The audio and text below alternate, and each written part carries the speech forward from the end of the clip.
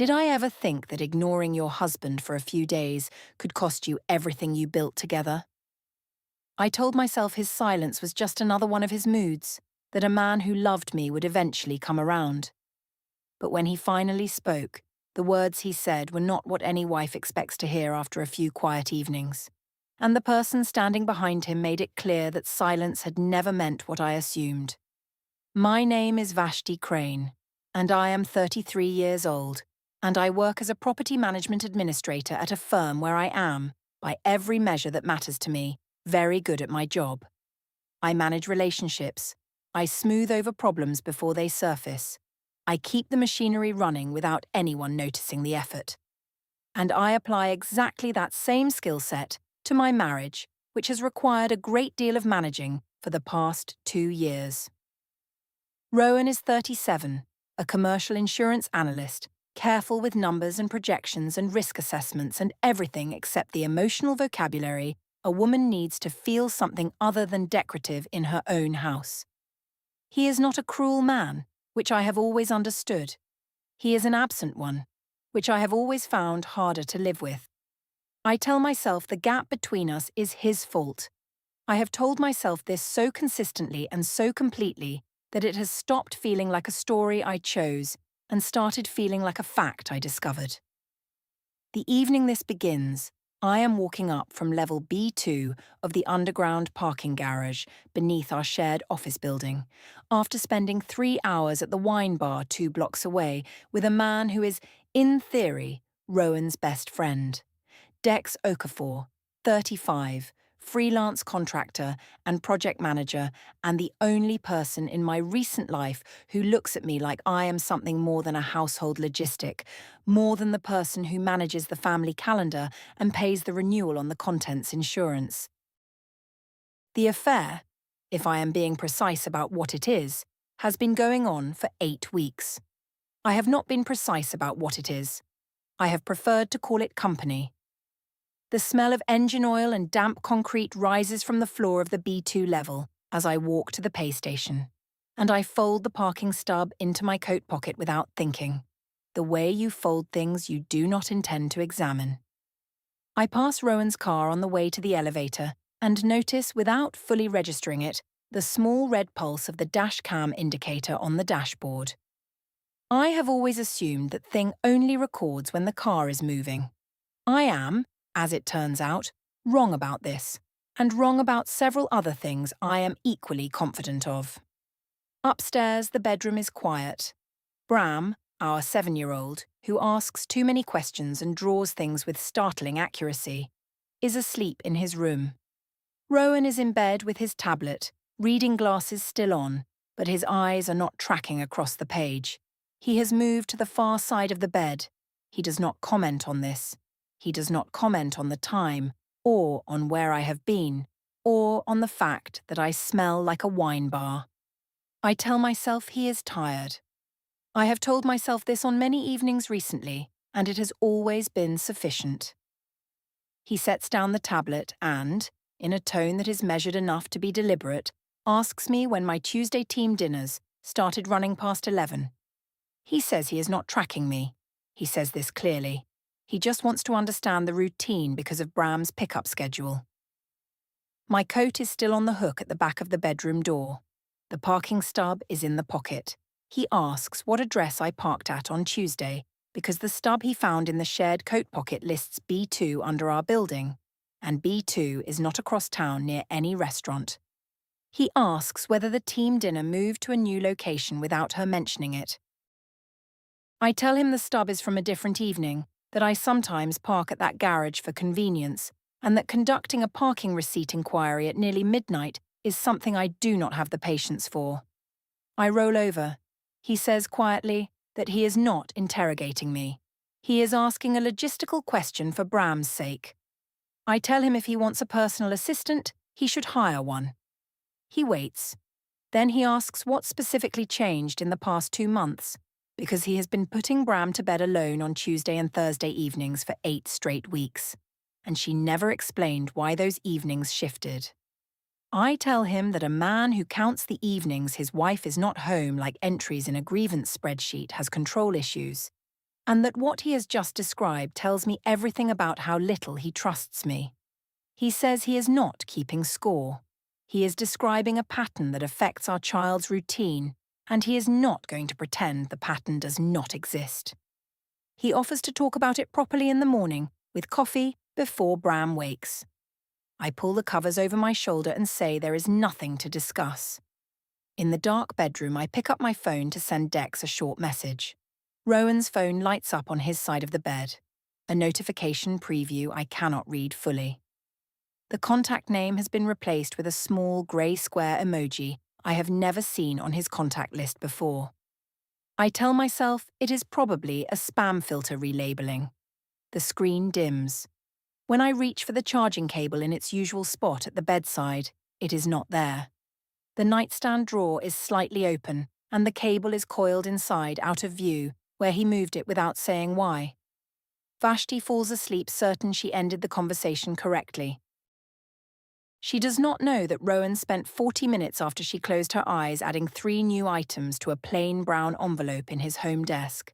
The parking stub, a screenshot from the household expense app, and a timestamp log from the dash cam on level B2. The next morning I told Petra the whole thing the way I always told Petra things, as a story in which I was clearly right, and Rowan was clearly the problem. Petra is 29, a leasing agent at the same firm, and her role in my life for the past year has been to confirm what I already believed about myself. I described the parking stub conversation as his paranoia. I used the phrase, counting the evenings, and watched her lean against the filing cabinet by the window and laugh and say, I deserved better. A senior property manager named Collade passed the open office door mid-sentence, paused briefly near the hallway, and kept walking. I did not think anything of it. Collade handles a client portfolio that overlaps with Rowan's brokerage contacts. I did not think anything of this either. That same Thursday evening, Dex and I sat at the wine bar 2 blocks from the building. The bar had soft lighting and the kind of corner table that made everything feel private, which was part of why I had chosen it in the first place. Dex paid cash, which was his usual habit, and I ordered a second bottle on the joint household card, logging it in the expense app as client entertaining. A label I had been applying to these evenings for 6 weeks without thinking carefully about who might look at the pattern. The receipt was printed and left on the table between our glasses. I did not pocket it. The wine bar is visible from the street-level security camera of the convenience store next door. Rowan knew the bar's name from the first parking stub and had noted the recurring charge amount in a column of figures I did not know he was maintaining. When Rowan came home the following evening from what he had described briefly as an errand near Elm Street, back before dinner, something about him had shifted. He was calmer than he had been the night before, and calm in a way I had not seen before.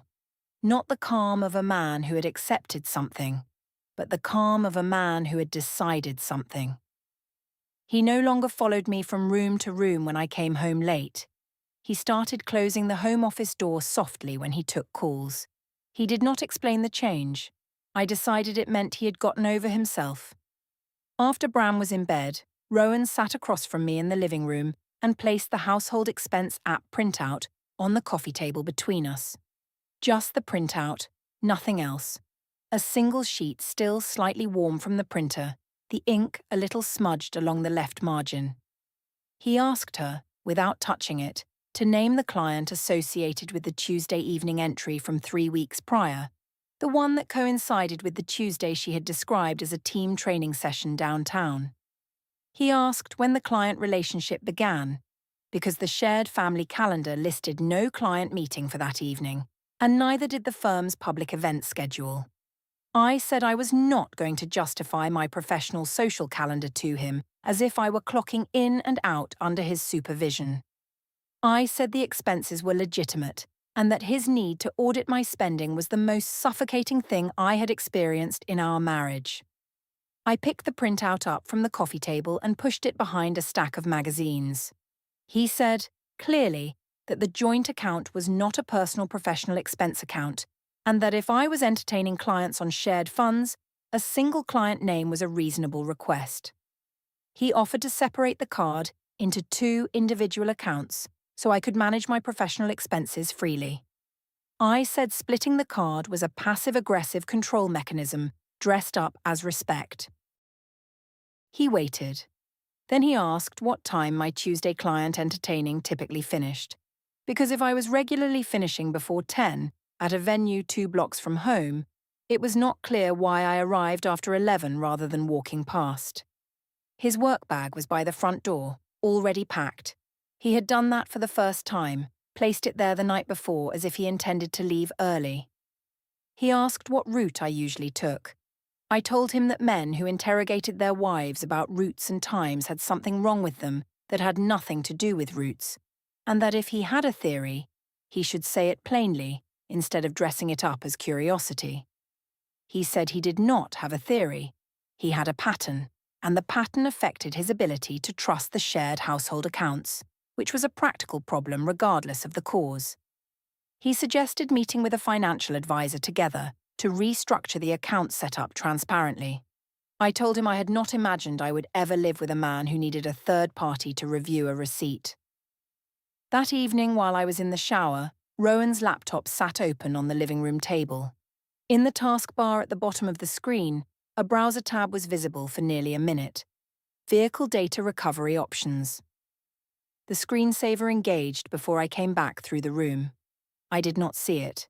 I had already gone to bed by the time the screen went dark completely. What I also did not see was the cloud sync notification that had appeared and disappeared on the same screen 20 minutes earlier, confirming that a file had been uploaded successfully to an external account for the second time that week. From the bathroom, I texted Dex to confirm the following Thursday. What I did not know was that Rowan had already copied the dashcam footage twice. Once to a portable drive in his work desk, once to a cloud folder, and labelled both copies with the date of the Tuesday evening in question. The rooftop restaurant for Petra's birthday was my idea because I liked the way the city looked from up there on a warm evening, that particular spread of lit windows and traffic patterns that makes a city feel both enormous and manageable at the same time. It was also the kind of place that made an ordinary Thursday feel like something worth marking in a way I had not felt at home in a long time.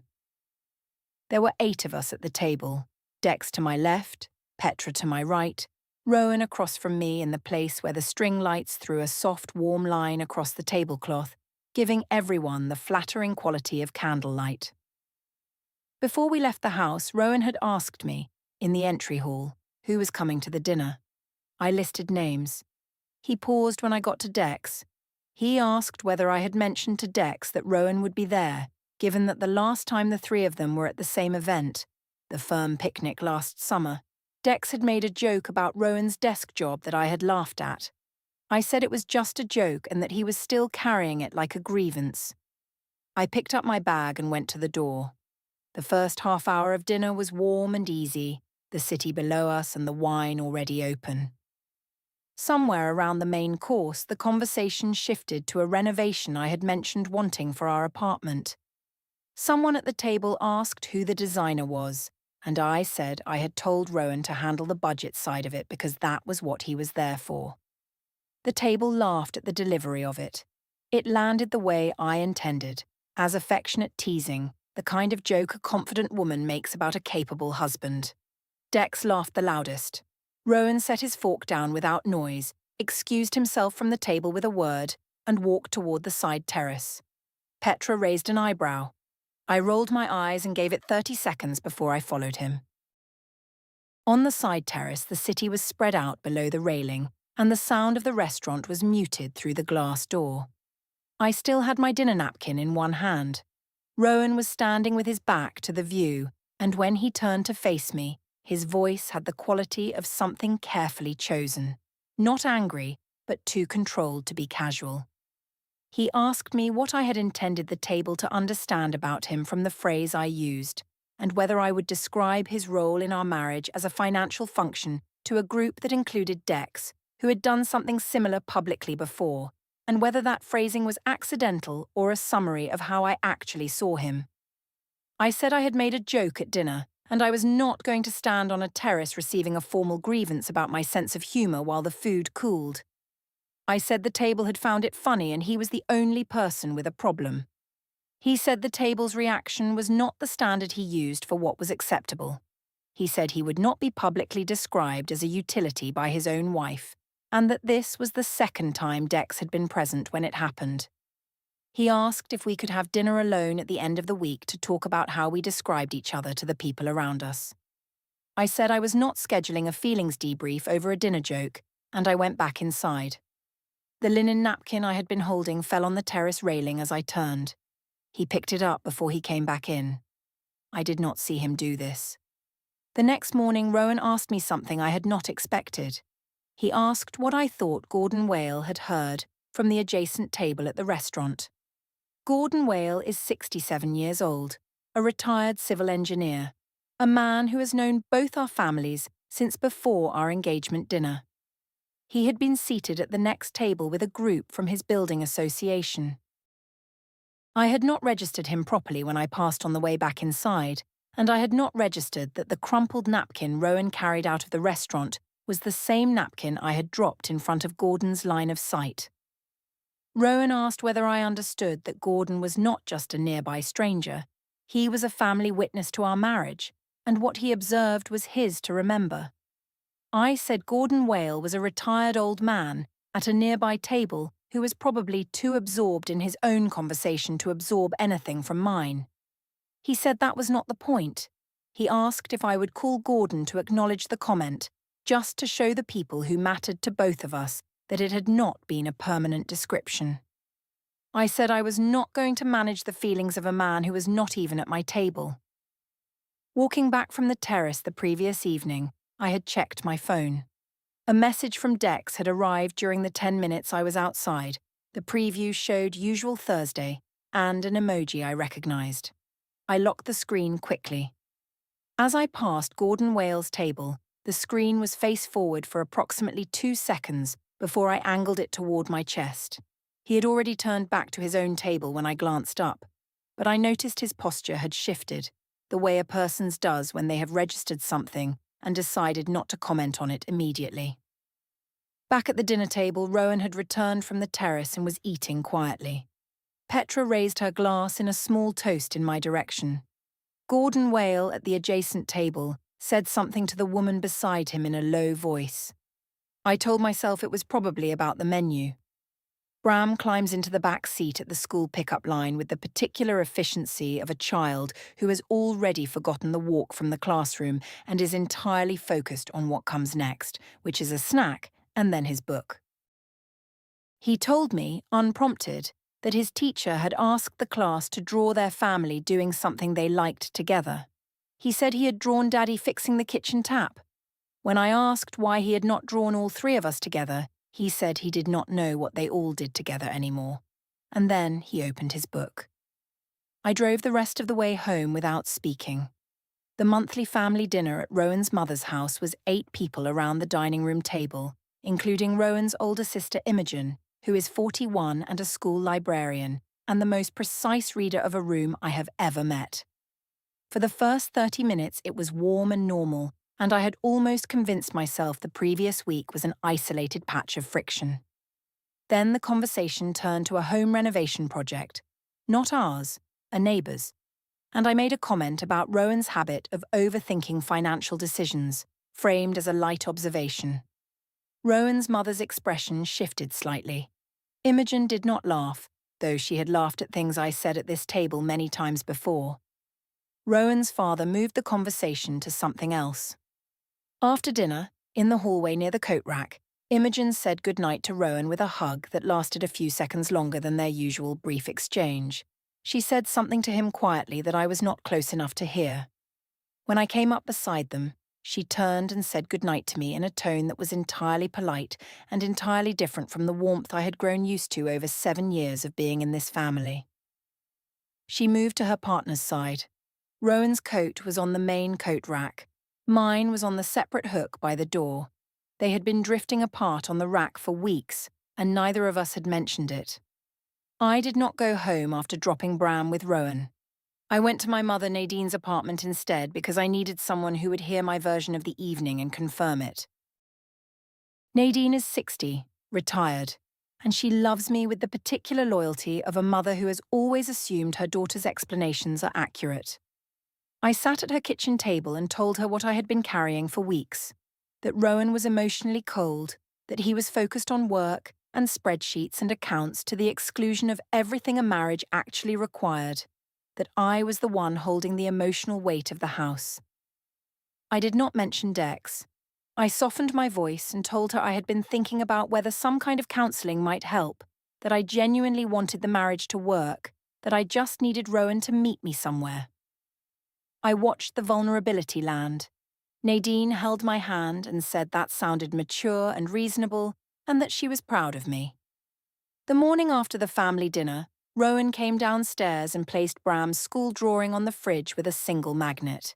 He had not put the drawing there the day before. He put it there deliberately that morning, where it was visible from the kitchen table. He asked me, standing at the fridge, what I would say to Bram if Bram asked why the family drawing showed only one parent doing something. He said Bram was 7 and already describing the household in terms of what Daddy did alone, and he asked when that picture was formed and what I had done to shape it differently. I told him I was not responsible for the literal interpretation of a child's drawing, that children drew incomplete family scenes all the time, and that most families I knew produced the same kind of artwork.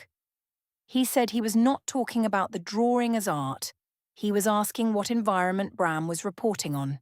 He asked if we could have one family evening, the 3 of us, no agenda, no phones, just present. I said I was not going to perform a parenting demonstration for his reassurance and went to get my jacket. 2 evenings later, Imogen's goodbye was still in the room between us. He asked whether I had noticed that a woman who had been warm to me through 7 years of marriage had not hugged me at the end of the evening, and what I thought had shifted in her understanding of our household. Rowan's coat was on the rack. Mine was on the separate hook by the door. I said Imogen was his sister and had always been his first, that her behaviour was family loyalty, not evidence. He said he had not spoken to Imogen about me specifically, and that if she had pulled back based only on what she observed, that was information worth sitting with. He asked if I would call her that week just to maintain the connection. I said I had done nothing that required a repair call. At Nadine's apartment, when I opened my phone to show her a photo of Bram at his sports day, the notification at the top of the screen read, "Account access modified, secondary card deactivated." The timestamp was 3:47 p.m. The secondary card was in my wallet. Nadine watched my face for a moment before I tilted the phone away and navigated to the photo. At the corner shop on the way out, I put the secondary card in the reader. The machine declined it. I paid cash and did not call Rowan about it that night. On the drive home, I passed the parking garage entrance and saw his car at the street-level bay, parked facing outward toward the road, the position of someone who expected to leave again soon. He had never parked that way before. I did not mention it when I got inside. 4 days after the family dinner, the house was quiet because Bram was at school and Rowan had taken the morning off work for reasons he had not shared with me. I walked past the Home Office door, slightly open, not closed the way it was when he was on a call, and saw him at the desk. His documents were stacked with the kind of precision he usually brought to annual tax preparation, with paper tabs marking sections I could not see the titles of, except this was not tax season by several months. His laptop screen showed a desktop with 2 folders side by side, neither labelled with anything dramatic, neither labelled with anything I could read quickly.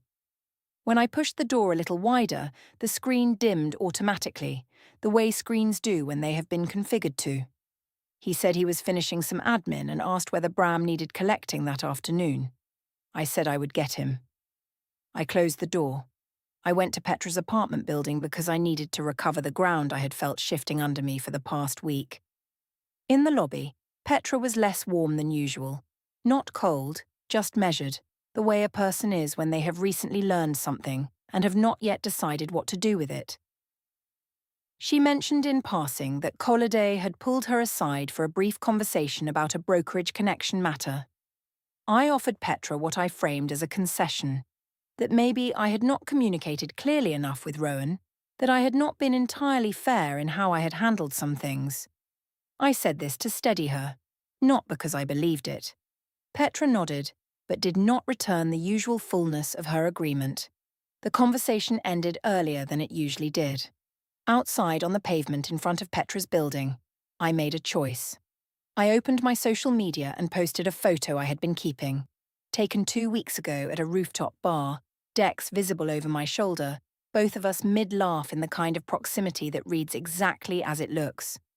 I captioned it, "The people who actually see you." I knew Rowan followed the account. I knew Gordon Wales' daughter was in my followers. I knew what the photo communicated, and I posted it anyway, because Petra's careful neutrality had made me feel small, and I needed the validation of my wider audience more than I needed to think about consequences. 43 likes in the first hour. Rowan viewed it without reacting. I noticed he had seen it, and I told myself his silence was shock. That same afternoon, I drove past the parking garage entrance and saw Rowan walking back toward the building on foot from a direction that was not his car. He had been somewhere, had come back on foot, and had not told me about any appointment. His phone was in his hand, face up for once, and I saw, for the 2 seconds before he pocketed it after noticing my car pulling in, a calendar entry. Elm Scent, 10:30 a.m. He gave me a brief nod as I parked and continued to the building entrance without explaining where he had been. That evening, with Bram in bed and the house finally still, Rowan sat across from me in the living room. My phone was on the armrest beside me. Face up, the post still visible on the screen, Dex recognizable in the frame, and the caption legible from where Rowan sat. He looked at it once and did not mention it. He asked me what I had intended the people who knew both of us, his professional contacts, our shared family circle, to understand about our marriage from the caption on a photo featuring a man whose presence in my evenings he had raised multiple times. I told him I was not going to perform a social media audit in my own home, that the photo was a candid memory with a friend, and that reading something clinical into an informal picture was the behavior of a jealous and insecure person.